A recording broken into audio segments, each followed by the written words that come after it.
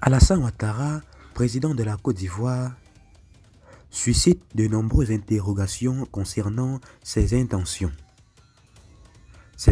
politiques pour un éventuel quatrième mandat.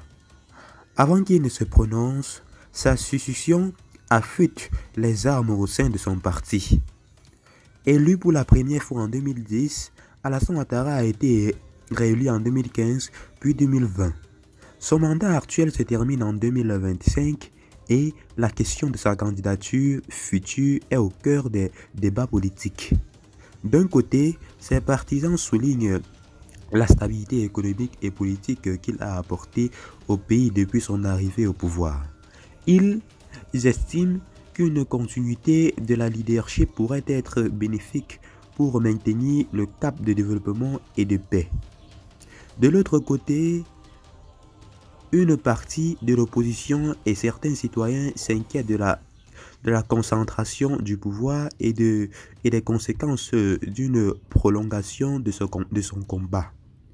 Il rappelle que la constitution ivoirienne limite le nombre de mandats à 2, mais Ouattara a déjà modifié la constitution en 2015, en 2016 cependant, ce qui a ouvert la voie à des interprétations sur sa possibilité de se représenter. Le contexte politique en Côte d'Ivoire est également marqué par des tensions, des rivalités politiques et des préoccupations concernant l'unité nationale. La question de savoir si Ouattara va briguer un quatrième mandat dépend de divers facteurs, notamment de l'évolution de la situation politique, de la pression de l'opposition publique et de la dynamique au sein de son parti.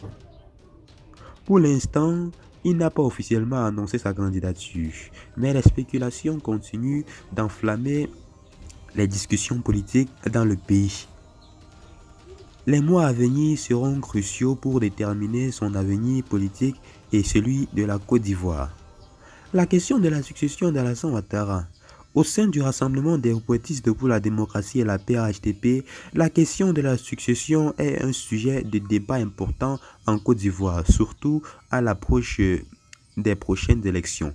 Ouattara, qui a été à la tête du pays depuis 2010, a exprimé des intentions de préparer une transition au sein de son parti.